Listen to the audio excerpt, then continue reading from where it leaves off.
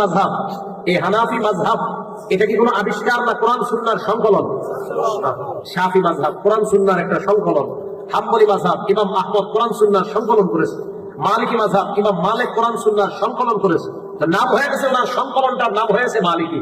ইমাম শাফির সংকলনের নাম হয়েছে শাফি। আবু হানিফার সংকলনের নাম হয়েছে হানাফি। আহমদ ইবনে হাম্বলের সংকলনের নাম হয়েছে হাম্বলি। ইমাম বুখারীর সংকলনের নাম হয়েছে বুখারী। ইমাম মুসলিমের সংকলনের নাম হয়েছে মুসলিম। মুসলিম কোন আবিষ্কার না, এটা হাদিসের সংকলন। বুখারী কোন আবিষ্কার না, এটা হাদিসের সংকলন। তিরমিজি এটা কোনো নতুন আবিষ্কার না, এটা হাদিসের সংকলন।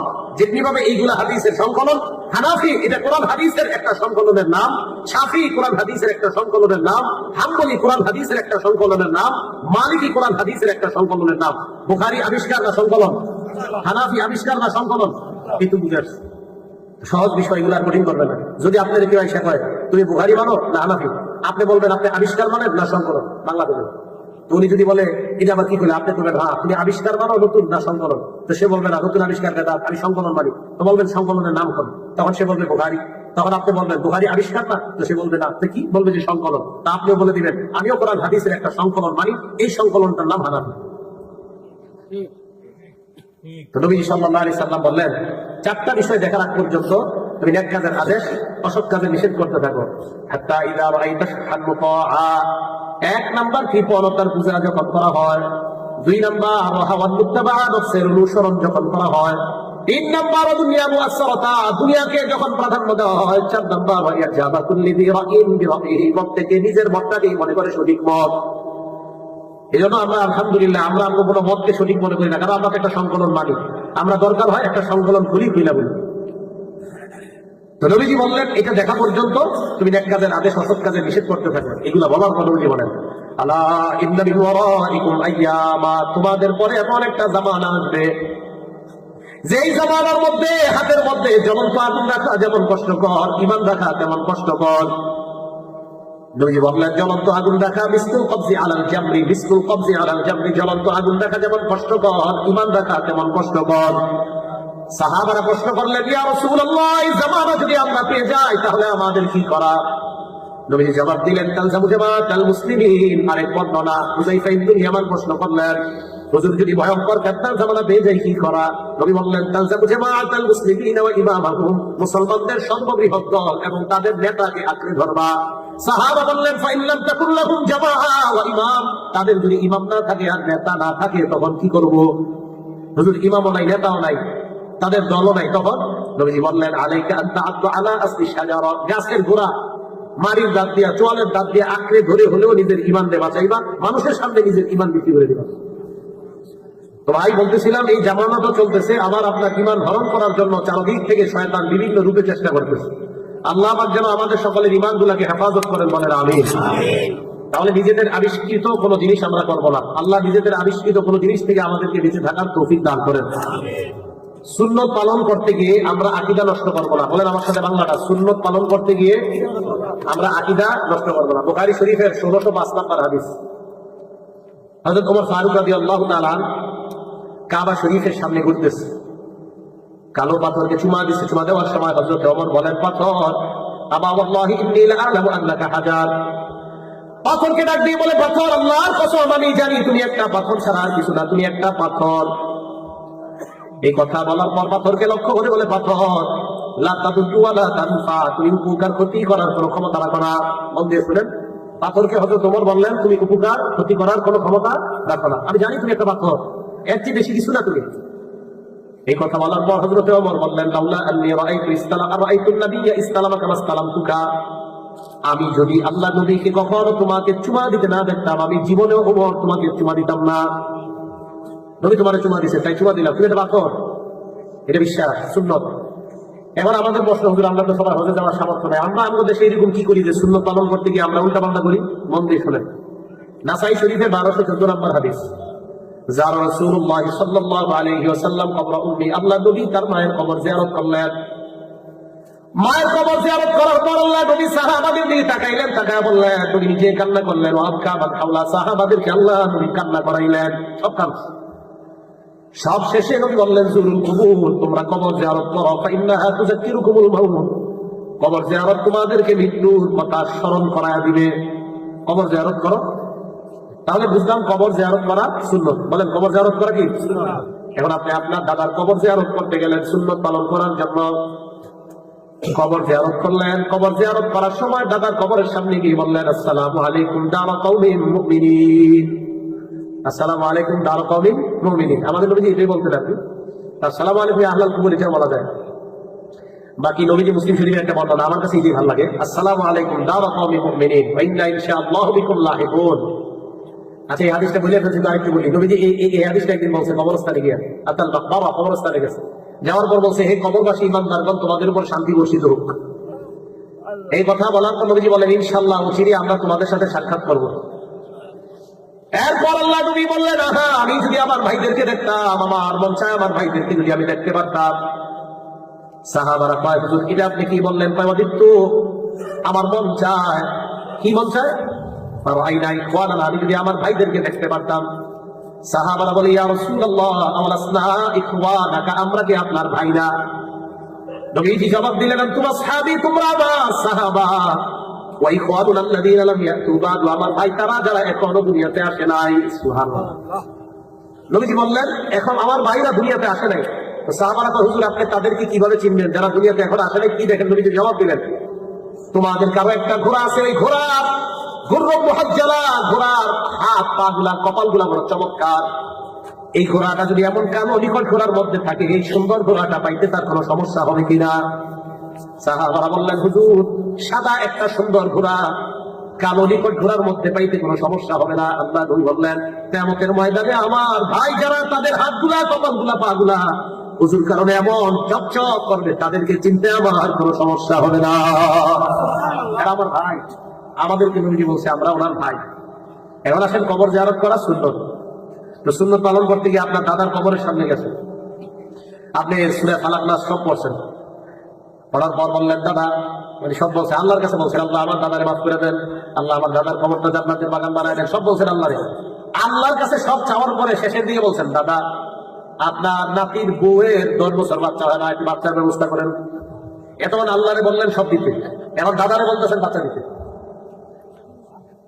এই যে শিরিক করলেন, আকীদা শেষ। শাহজালাল রহমতুল্লাহ কবরে গেলাম আমি আপনি আমরা 4-5 জন সিলেট ঘুরতে গেছি, জাফলং চা বাগান টাগান ঘুরা শাহজালাল রহমতুল্লাহ আলাইহি কবরে গেলাম। যাওয়ার পর আমরা ওনার কবর জিয়ারত করলাম। আল্লাহর কাছে বললাম আল্লাহ শাহজালাল রহমতুল্লাহ আমার দেশ থেকে এসে আমাদের দেশ থেকে শিরিক দূর করছে, বেদাত দূর করছে, আল্লাহ তাকে আপনি জাযায়ে খায়ের দান করেন, উভয় জগতে তাকে আপনি ভালো রাখেন। আল্লাহ আমাদের দুনিয়াতে তো তাকে আপনি ভালো রেখেছেন, আখিরাতে তাকে ভালো রাখেন। আল্লাহ তার কবরটা জান্নাতের বাগান বানান। শাহজালাল রহমতুল্লাহর জন্য দোয়া করলাম। করার পর শেষের দিকে বলতেছি শাহজালাল আমি শুধু দাউদকান্দি নদীর উপাস থেকে আসছি। এতক্ষণ আল্লাহর সব বলছেন, এখন বলতেছেন শাহজালাল আসছি যে কারণে আমার তো ছেলেটাকে বিয়ে করাইছি 3 বছর হইল, বাচ্চা হইতেছে না, কি করা যায়? শাহজালাল রহমতুল্লাহ বলতেছে। তো সুন্নত পালন করতে গিয়ে শিরিক করলেন, আকীদা নষ্ট করলেন, আপনার ঈমান চলে গেল। মেহেরবানি করে এই জাতীয় কর্মকাণ্ড থেকে নিজেদেরকে বাঁচান। আল্লাহ আমাদের সকলকে হেফাজত করেন। তো সুন্নত পালন করতে গিয়ে আকীদা নষ্ট করা যাবে না। কিছু কুসংস্কার আছে, আমরা এই কুসংস্কার গুলো সমাজের মধ্যে আছে, এগুলো রাখা যাবে না। সকালবেলা ঘর থেকে বের হওয়ার সময় আপনার মাথাটা ঘরের দরজার সাথে লাগছে, লাগার পরে কোন কি ইস আল্লাহ জানে আজকে দিনটা কেমন যায়। শিরক করলেন, আজকে আপনার দিন কেমন যায় মানে আপনি দরজার সাথে লাগাতে আপনার দিন খারাপ যাবে, এটা কই পেয়েছেন আপনি? দোকানে গেছেন, যাওয়ার পর দোকানদার দোকান খুলছে, ভাই তাড়াতাড়ি 1 কেজি পোলাও চাউল দেন, মেহমান আসছে। দোকানদার মেহমান আসছে, এই পোলাও চাউল দিছে। তো যিনি দৌড়ে গেছে উনি মনে নাই পকেটে টাকা নিতে, বাইরে টাকাটা আনতে পারিনি, বাড়িতে দৌড় দিয়ে আনতেছে। এই যে তুমি কুফা লাগাইলা, সারাটা দিন কেমন যাবে? দোকানদার ভাই এই মাসালা আপনি কই পেলেন? এটা শিরিক, এটা শিরিক। আপনি আপনার দোকানে গজব পাই না আনলেন, আপনি এটা কই পাইলেন যে আপনার দোকানে প্রথমে বাকি খাইলে দোকানে সারাদিন কুফা যাবে? এটা আপনি কোথায় পাইলেন? এটা শিরিক, এটা জায়েজ নাই। এই কুসংস্কার গুলো আমাদের সমাজে আছে কিনা? ব্যবসা সুন্নত না বেদাত? আরে ব্যবসা সুন্নত না বেদাত? ব্যবসা করতে গিয়ে আকীদা নষ্ট করলেন। হ্যাঁ, আকীদা নষ্ট করা যাবে না। আল্লাহ আমাদের সকলকে বুঝে শুনে আমল করার তৌফিক দান করেন। এটা উদাহরণ দিলে বুঝবেন আপনারা। আবু দাউদ শরীফের হাদিস নাম্বার 3299 নাম্বার হাদিস। এক সাহাবা নবীজি সাল্লাল্লাহু আলাইহি সাল্লামের কাছে গেলেন, যাওয়ার পর বললেন ইয়া রাসূলুল্লাহ নাযারাত তুখতি আন তামশিয়া ইলা বাইতিল্লাহ। ইয়া রাসূলুল্লাহ আমার বোন মানত করেছে, আল্লাহর জন্য মানত করেছে, আমার বোন কাবা শরীফে হাঁটতে হাঁটতে যাবে, মানত করছে অনেক দূর, ওনার বাড়ি থেকে কাবা শরীফ অনেক দূর, মানত করছে আমার বোন হাঁটতে হাঁটতে সেখানে যাবে। আল্লাহ নবী বললেন তোমার বোন এই মানত কেন করছে? সওয়াবের জন্য। মানত কেন করছে? সওয়াব। কাবা করে হাইতে যাবে, তো সবই তো নিয়ত, ঠিক না? নিয়ত তো ভালো। নবীজি বললেন বাহন আছে, কিংবা আছে, তো বাহন থাকতেই উল্টা পাল্লা নিয়ত করতে বেশি তোমার বলবে। আপনারা যারা এই জায়গায় আছেন, ডলার দিয়ে এই পারে যাওয়ার ব্যবস্থা আছে না? তাহলে আপনাদের একজন করলে আমি সাঁতার দেখতে পারবো, কেন আপনি কি দরকার আছে সাঁতার কেটে যাবেন? এত বড় একটা নদী, এটা বাংলালি নিয়ত। নিয়ত তখন হয়তো যদি ট্রলার না থাকতো, কিছু না থাকতো। আপনাদের এই জায়গায় একজন নিয়ত করলেন সিলেট শাহজালাল রহমতুল্লাহর কবরের ওখানে যাবেন হাঁটতে হাঁটতে, কেন আপনি বাস নাই, দেখাবে টাকা নাই, সব থাকার পরে এই যে মানত করছেন সোয়াবের নিয়তে, এটা বেদাত। সব থাকার পর সোয়াবের নিয়তে যে মানত করছেন, এটা বেদাত। সাহাবা বললেন ইয়া রাসূলুল্লাহ, আমার বোন মানত করেছে আল্লাহর ঘরে যাবে হাঁটতে হাঁটতে। আল্লাহ নবী বলেন তোমার বোন কি আর মানত করার জিনিস পায় না? এইটাম শিয়া ওই তারকাবা, তোমার বোনকে হাঁটতে বলবা, তোমার বোনকে বাহনের মধ্যে চড়তে বলবা, বাহনে উঠতে বলবা, হাঁটতে বলবা, মানত আদায় হয়ে যাবে। আর বাহনের মধ্যে চড়তে বলবা। আল্লাহ তোমার বোনকে এই কষ্ট দিতে চায় না। বাহন থাকার পরেও তোমার বোন কেন হাঁটতে হাঁটতে কষ্ট করবে? আগে ছিল জাহাজে হজ করা, তো এখন প্লেন আছে না, তাতে এখন জাহাজে যাবেন কেন? প্লেনে আপনি 6 ঘন্টা চলে যাবেন। রাসূল কারীম সাল্লাল্লাহু আলাইহি সাল্লাম এটা বললেন। আবু দাউদ শরীফের 3000 নম্বর হাদিস, 3300 নম্বর হাদিস, আগেরটা গেল 3299, এর পরের হাদিসটা। নবীজি সাল্লাল্লাহু আলাইহি ওয়াসাল্লামের জায়গায় ভাষণ দিলেন। ভাষণ দেওয়ার সময় আল্লাহ নবী দেখেন সবাই সুন্দরভাবে আল্লাহ নবীর বয়ান শুনতেছে, একজন দাঁড়ায় রয়েছে, রৌদ্রের মধ্যে দাঁড়ায় রয়েছে। আল্লাহ নবী বললেন কি ব্যাপার, লোকটা কেন রৌদ্রের মধ্যে দাঁড়িয়ে আছে? হুজুর কয়েকটা মানত করেছে। এক নাম্বার নাযারা আইয়াকুমা মানত করছে, সে দাঁড়ায় থাকবে, ওয়ালা ইয়াজলিসা বসবে না, এই মানত করছে। কার কি মানত করছে? বসবে না, ভালো কথা, দাঁড়ায় থাকবে। আর সে ওই জায়গায় রুদ্রে দাঁড়ায় রয়েছে কেন? হুজুর নাযারা মানত করেছে আল্লাহ ইস্তাজিল্লা, সে ছায়া দিবে না, মানত করছে, সে ছায়া গ্রহণ করবে না। নবীজি বললেন আর কি মানত করছে? তোমরা বললেও শুনবে না। হুজুর আরেকটা মানত করছে, নাযার আল্লাহ তাকাল্লামা, কারোর সাথে কথাও বলবে না। আমরা গিয়ে বললেও লাভ নেই। নবীজি বলে সর্বনাশ। আর হুজুর নাযারা আইয়াসুমা মানত করেছে রোজা রাখবে, রোজা, কথা বলবে না, দাঁড়ায় থাকবে, ছায়া পড়বে না। নবীজি বলে ধরে নিয়ে থাকবে, মুরুহু, তাকে বলো ফাল্লিয়া তাকাল্লাম, কথা বলতে বলো, ওয়ালিয়াস্তাজিল্লা, ছায়া নিতে বলো, ওয়ালিয়াকুদা, বসতে বলো। আর রোজা রাখছে, এটা পুরো করতে বলো। ভবিষ্যতে যাতে এই যদি উল্টা বলা মানত না করে, নিষেধ করে দাও। তাহলে বলেন তো এই যে ওয়াজ শোনা ভালো না খারাপ? ভালো। এখন উনি একটা মানত করছে কি, উনি নবীর বয়ান শুনবে, রুদ্রের আলোর মধ্যে কষ্ট করে রুদ্রে দাঁড়ানো যায়, কখন যদি জায়গা না পায়।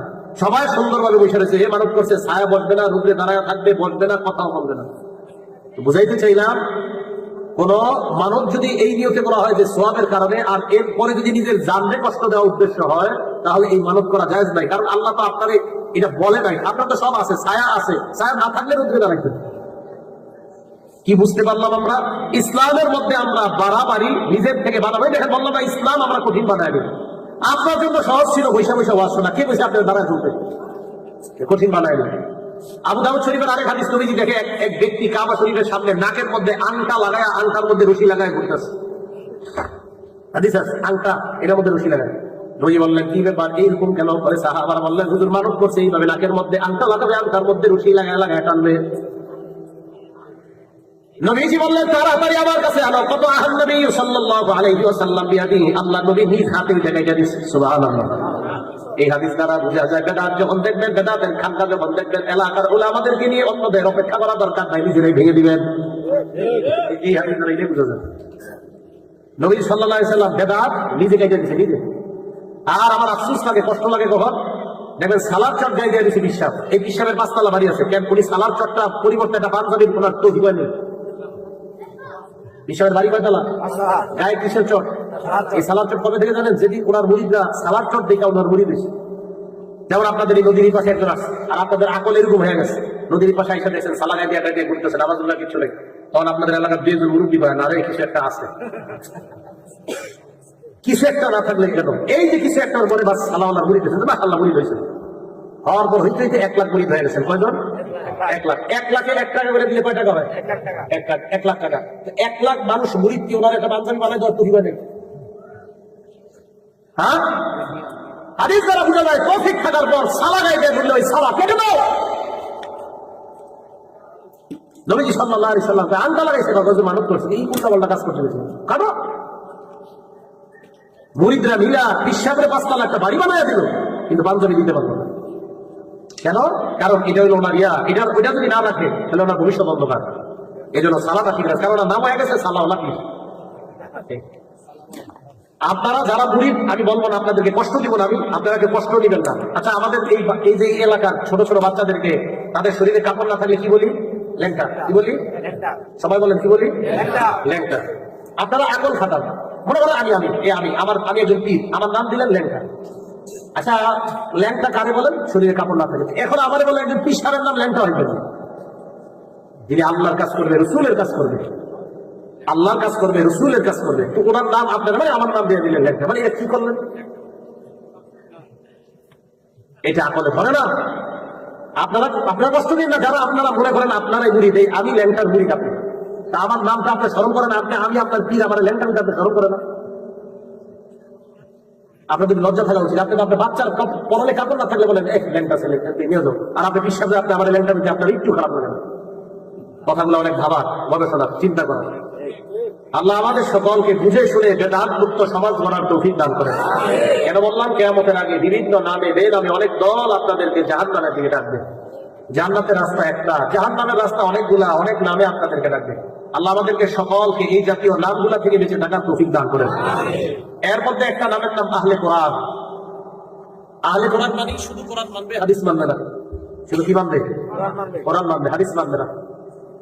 এরা আপনাকে দাওয়াত দিতে দিতে আপনাদের এলাকায় যারা ফেসবুক চালায় অলরেডি দাওয়াত পেয়ে গেছে। না আহলে কোরআন। দাওয়াত পাওয়ার পর আহলে কোরআন ওই ব্যক্তিকে বুঝায়, কোরআনের মধ্যে দেখো নামাজের কথা আছে কিনা। ব্যক্তি কোরআন খুলে দেখে, হ্যাঁ নামাজের কথা কোরআনে আছে। সুন্দর। এবার আহলে কোরআনের গুরু আপনাকে টোপ দিবে, কোরআনে নামাজের কথা আছে, কিন্তু ফজরের নামাজ যে 2 রাকাত, এখন তো কোরআনে আসেন। আপনি পুরা কোরআন খুঁজে দেখলেন, ফজর নামাজ যে ফরজ 2 রাকাত, পুরা কোরআনের কোথাও লেখা নাই। তখন আপনি ভাবেন কি ঘটনা কি? জোহরের নামাজ 4 রাকাত, পুরা কোরআনের 6236টা আয়াতের মধ্যে কোথাও আছে কিনা দেখো। কোরআন আয়াত কয়টা? না, 6266টা এটা ঠিক না। 6236 এটাই সঠিক। হ্যাঁ, এটাই সঠিক। আজকে বুঝে দেখেন 6236 এটাই কোরআনের সঠিক আয়াত সংখ্যা। 66 আইসা গেছে আর কি, ছোটবেলা থেকে শুনতে শুনতে বড় হয়েছিল আপনারা, আমরা যাই করে বুঝেছি। 6236 এইটাই সঠিক। বললাম না, ভুলে ভরা আমাদের সমাজ। এখন আপনি পুরা কোরআন খুললেন, খোলার পর দেখলেন 4 রাকাত জোহর, আসর 4 রাকাত ফরজ, মাগরিব 3 রাকাত ফরজ, এশা 4 রাকাত ফরজ, কোরআনের কোথাও লেখা নেই। এবার আপনার গুরু ফেসবুকে আপনাকে বলবে কি বুঝলা, তখন বলবেন কি একটু ভাবতেছি আমি। ফেসবুকে পরের দিন আপনাকে বলবে কি কিছু তো বললা না, কি কোরআনে তো নামাজের কথা আছে, কিন্তু কিভাবে নামাজ এটা তো কোরআনে নাই। তখন বলবে অতএব কি, অতএব যেহেতু কোরআনে নাই, সুতরাং তুমি কোনোভাবে ধ্যান করলেই নামাজ হয়ে যাবে। ওরকম মসজিদে মুসল্লিদের সাথে গিয়ে এইভাবে রুকু করতে হবে, সিজদা করতে হবে, যুক্ত হবে তাদের সাথে, এটা যেহেতু নাই, অতএব তোমার করা লাগবে। এই হলো আহলে কোরআন। নবীজি সাল্লাল্লাহু আলাইহি সাল্লাম তাদের ব্যাপারে কি বলছেন? ইবনে মাজাহ হাদিস নাম্বার 12। নবীজি সাল্লাল্লাহু আলাইহি সাল্লাম বলেন, ইউশিকুর রাজুলু মুত্তাকিয়ান, এমন একটা জামানা আসবে যে জামানায় মানুষ সিংহাসনের মধ্যে বসার পর বলবে আমি বড় পণ্ডিত। এই মানুষটা বলবে আমাদের আর তোমাদের মাঝে কোরআন থাকতে আমার হাদিসের কি প্রয়োজন? তার সামনে হাদিস পেশ করার পর এই ব্যক্তি বলবে বাইনানা ওয়া বাইনাকুম কিতাবুল্লাহ, ফেসবুকে আপনাকে দাওয়াত দিবে, আমাদের মাঝে তোমাদের মাঝে বিধানকারী কোরআনের গ্রন্থের নাম হলো আল কোরআন। আপনিও বলবেন হ্যাঁ ঠিকই তো, আল কোরআনই তো একমাত্র বিধানদাতা, একমাত্র বিধান আছে কোরআনের মধ্যে। এই কথা বলার পর আল্লাহ নবী বলেন ওই ব্যক্তি তোমাদেরকে বলবে ফামা ওয়াজাদনা ফীহি মিন হারামিন হারামনা, কোরআনের মধ্যে যেটা হারাম পাইলাম এটাই হারাম। ওয়া ওয়াজাদনা ফীহি মিন হালালিন ইসতাহলালনা, কোরআনের মধ্যে যেটা হালাল পাইলাম সেটাই হালাল। বলবে আপনারা, আপনি বলবেন ঠিকই তো। আচ্ছা, আমরা কোরআনের হারামকে হারাম মানি না, কোরআনের হালালকে হালাল মানি না? মানি তো আমরা। তাদের উদ্দেশ্য কি দেখেন? কোরআনের হালাল, কোরআনের হারাম থাকতে আবার অন্যটার কি দরকার? আমাদের নবী বলেন শোনো, আলা ওয়া ইন্নামা হারামা রাসূলুল্লাহ মিসলুমা হারামাল্লাহ, আমি নবী যেটাকে হারাম করি এটা আল্লাহর হারাম করার মতো হারাম হয়ে যায়। আমার হারাম এটা আল্লাহর হারামের মতো হারাম, আমার হালাল এটা আল্লাহর হালালের মতো হালাল। তাহলে আপনারা কি বুঝলেন? শুধু কি কোরআন মানবো না কোরআন সুন্নাহ দুইটা? এই জন্য নবীজি বললেন তারাকতু ফীকুম আমরাইন, আমি তোমাদের মাঝে 2টি জিনিস রেখে গেলাম। 1 নাম্বার কিতাব আল্লাহ, 2 নাম্বার সুন্নাত রাসূল। 1 নাম্বার আল্লাহর কোরআন, 2 নাম্বার রাসূলের সুন্নাহ। লাম তাদিল্লু মা তামাসসাকতুম বিহিমা, যতক্ষণ তোমরা এই 2টা আঁকড়ে ধরে থাকবা ততক্ষণ তোমরা পথভ্রষ্ট হবা না। কোরআন সুন্নাহ, বলেন কোরআন কোরআন হাদিস বলবেন না, বলেন কোরআন সুন্নাহ। কোরআন হাদিস বললে কি? যদি শুধু কোরআন হাদিস বলেন তাহলে একটা ঝামেলা আছে। কি? নবীজি 11টা বিয়ে করছে, তো হাদিস মানলে আপনি 11টা বিয়ে করতে হবে। এই জন্য সুন্নাহ, সুন্নাহ মানে নবীজির যে হাদিসগুলো আমাদের জন্য পর্ব, আমরা নবীজির যে হাদিসগুলো আমরা পর্ব পালনও করবো, এটার নাম সুন্নাহ। নবীজির যে হাদিস আমরা পড়বো পালনও করবো, এটার নাম সুন্নাহ।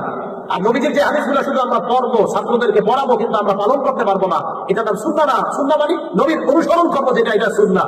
আর হাদিস মানে যে হাদিসগুলা রাসূল করিম সাল্লাল্লাহু আলাইহি সাল্লামের কিছু হাদিস আছে, যে হাদিসগুলো শুধু নবীর সাথেই খাস, এটা আমরা জীবনে আমল করতে পারবো না। যেমন 4টার বেশি বিয়ে এই উম্মত করতে পারবে না, অথচ নবীজি 11টা বিয়ে করছে, তো এটা নবীর জন্য খাস। কথা বুঝে আসছে সবার? তাহলে কিছু হাদিস আছে যেগুলো শুধু না বলেন কোরআন সুন্নাহ। এখন রাসূল করিম সাল্লাল্লাহু আলাইহি সাল্লাম বললেন কোরআন মানতে হবে, সুন্নাহ মানতে হবে। তাহলে কোরআনে আছে তোমরা নামাজ পড়ো, সুন্নাহের মধ্যে আছে ফজরের নামাজ ফরজ 2 রাকাত, সুবহানাল্লাহ। কোরআনের মধ্যে আছে তোমরা নামাজ পড়ো, সুন্নাহের মধ্যে নবীজি ব্যাখ্যা করে দিয়েছেন যোহরের নামাজ ফরজ 4 রাকাত। কোরআনের মধ্যে আছে তোমরা নামাজ পড়ো, হাদিসের মাধ্যমে নবীজি ব্যাখ্যা করে দিয়েছেন আসরের নামাজ ফরজ 4 রাকাত। কোরআনে আছে তোমরা নামাজ পড়ো, হাদিসে নবীজি ব্যাখ্যা করে দিয়েছেন মাগরিবের নামাজ 3 রাকাত। কোরআনের মধ্যে আছে তোমরা নামাজ পড়ো, নবীজি হাদিসে ব্যাখ্যা করে দিয়েছেন এশারের নামাজ 4 রাকাত ফরজ। আল্লাহ কোরআনে বলে দিয়েছেন আকিমিস সালাতা তারাফাইন নাহার ওয়া যুলাফা মিনাল লাইল, তোমরা দিবসের 2 অংশে নামাজ পড়ো এবং রাতের কিছু অংশে। নবীজি ব্যাখ্যা করে বুঝিয়ে দিলেন 2 অংশের নামাজ, ফজর থেকে মাগরিব পর্যন্ত, কেউ কেউ বলেন যোহর থেকে আসর পর্যন্ত, আবার রাতের কিছু অংশের নামাজ, তো কেউ বলেন 2 অংশের নামাজ ফজর থেকে আসর, রাতের কিছু অংশের নামাজ মাগরিব আর এশা। রাসূল করিম সাল্লাল্লাহু আলাইহি সাল্লামের ব্যাখ্যা দিয়ে দিলেন রাতের নামাজ মাগরিব এশা, দিনের নামাজ ফজর যোহর আসর। এইভাবে কোরআন সুন্নাহ উভয়টা পালন করলে আমরা ইনশাআল্লাহ সফলকাম হব। এবং কোরআন সুন্নাহ পালন করতে গিয়ে আমাদের আকীদা কি করা যাবে না? নষ্ট করা যাবে না। বলেন তো আকীদা কি করা যাবে না? নষ্ট করা যাবে না। এই আকীদার মধ্যে একটা আকীদা সবাই মনে রাখবো, বলেন সুপারিশ। বলেন সুপারিশ ক্ষমতা আল্লাহর পক্ষ থেকে। সুপারিশ করার ক্ষমতা কার পক্ষ থেকে? কোন নবী সুপারিশ করবে, ক্ষমতাটা দিবে কে? তাহলে নবী সুপারিশ করবে, উলামায়ে কেরাম সুপারিশ করবে, যারাই সুপারিশ করবে তাদেরকে সুপারিশ করার ক্ষমতাটা দিবে কে? এখন যদি আমি আপনাকে বলি তুই জীবনে 2 রাকাত নামাজ পড়, বাকিগুলো আমি দেখে নিব, কিয়ামতের মাঠে আমি তোর এটা জান্নাতে দেব, আরে আমি সুপারিশ করতে পারবো কিনা তোমার জানা নাই। সুপারিশ করবে কে না, এটার ক্ষমতা দিবে কে? আল্লাহ। এই জায়গা আকীদাটা আমরা ঠিক করি। আল্লাহ বলেন ইয়াউমা ইয়াকুমুর রূহু ওয়াল মালাইকাতু সাফফা, সমস্ত আত্মাগুলা, রূহ জিবরিল ফেরেশতারা সাফফা, সেদিন সবাই দাঁড়ায় থাকবে, সারিবদ্ধভাবে সবাই দাঁড়ায় থাকবে। এর আগে আল্লাহ বলেন রব্বিস সামাওয়াতি ওয়াল আরদি ওয়া মা বাইনাহুমার রহমান, আসমানের রব জমিনের রব, আসমান জমিনের মাঝে রহমান তিনি আল্লাহ। লা ইয়ামলিকুনা মিনহু খিতাবা, মানুষকে কথা বলার কোনো ক্ষমতা রাখবে না। জিবরিল আমিন ফেরেশতা, সমস্ত ফেরেশতারা কাতারের মধ্যে দাঁড়িয়ে থাকবে, সবাই চুপচাপ নিচের দিকে তাকায় থাকবে। লা ইয়াতাকাল্লামুন, কেউ কথা বলবে না, কেউ কথা বলবে না। ইল্লা মান আযিনা লাহুর রহমান, আল্লাহ যাকে অনুমতি না দেয় সে ছাড়া কেউ কথা বলতে পারবে না। তাহলে বলেন কিয়ামতের মাঠে কথা বলার অনুমতিটা দিবে কে? আল্লাহ। আজকে থেকে আমরা বিশ্বাস করে রাখবো নবী, ওলি, হাফেজ, উলামা যারাই সুপারিশ করবে ক্ষমতাটা দিবে আল্লাহ।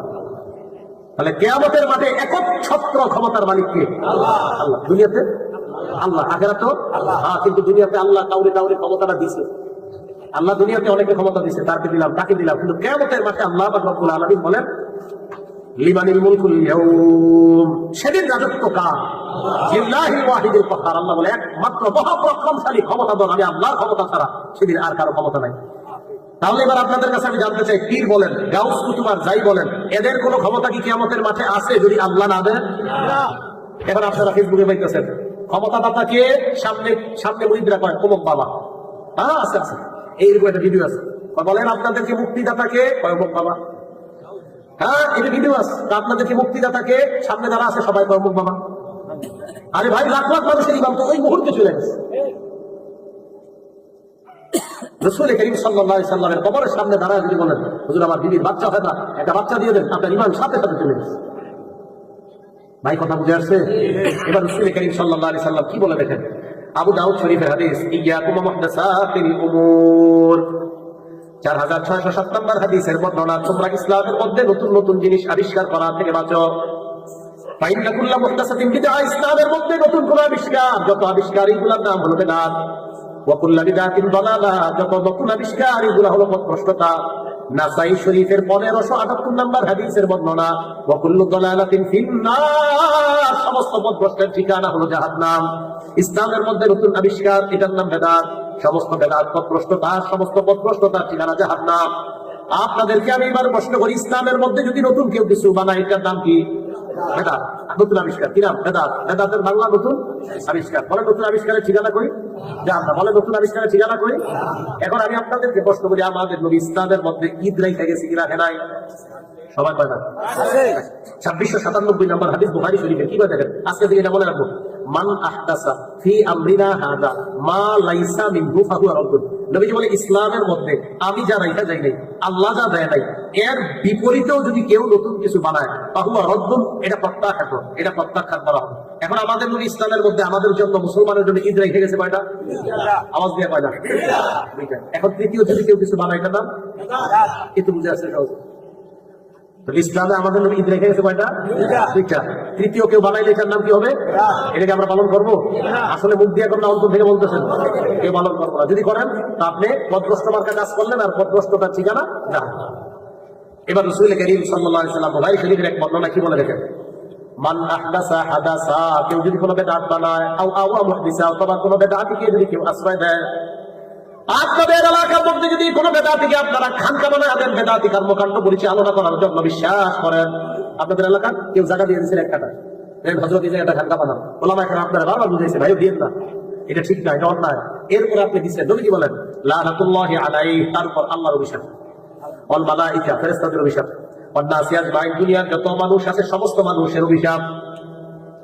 তাহলে বেদাতি কোন খানকা যদি আপনাদের এলাকায় কেউ বানায়, এই বেদাতি খানকা যে বানিয়েছে, এই বানানোর জায়গা দাতার উপর কার অভিশাপ? আল্লাহর অভিশাপ, ফেরেশতাদের অভিশাপ, সমস্ত মানুষের অভিশাপ। ভাই আল্লাহ আমাদের সকলকে বেদাত মুক্ত ইসলামটা যেন সহজভাবে সুন্দরভাবে পালন করে আল্লাহর কাছে আমরা যেতে পারি, আল্লাহ তৌফিক দান করেন। আমি কেন কথাগুলো বলতেছি দেখেন, নদীর এই পারে ওলামায়ে কেরাম সহজে আসতে চায় না, আর কষ্ট করো। কেন বলতেছি যে নদীর এপারে থেকে আপনাদের বিষয়টা যেন এমন না হয় যে হুজুর এখানে আসি বলে ইসলাম শিখতে পারি নাই।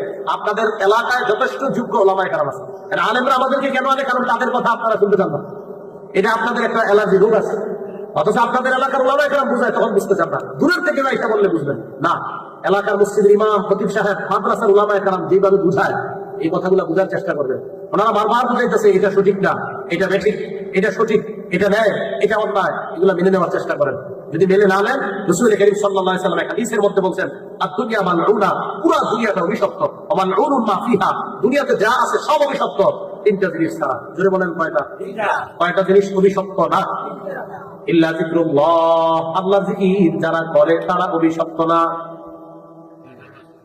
দুই নাম্বার নামাজ জিকির, নামাজও জিকির বলছে যারা, উনি বলছে মাশাআল্লাহ, বলছে যারা নামাজ পড়ে নামাজও জিকির। নামাজ কি? জিকির মানে যত ভালো কাজ, জিকির যত ভালো কাজ, আল্লাহ জিকির করে এক নাম্বার। এবার দুই নাম্বারটা কি বলবো? আলিমা, স্পেশাল ভাবে নবী বলেন আলেমরা অভিশপ্ত না। সুবহানাল্লাহ, আলেমরা অভিশপ্ত না। এই জন্য ওলামায়ে কেরাম আপনাকে পথ, খারাপ পথ দেখা যাবে। হ্যাঁ, আমি স্পষ্ট ভাবে বলে দিই, কওমি মাদ্রাসার সাথে সম্পৃক্ত ওলামায়ে কেরাম আপনাদের এলাকায় যারা আছে, অথবা আহলুস সুন্নাত ওয়াল জামাতের সাথে সম্পৃক্ত ওলামায়ে কেরাম যারা আছে, তাদের কথাগুলো আপনারা নেওয়ার চেষ্টা করবেন।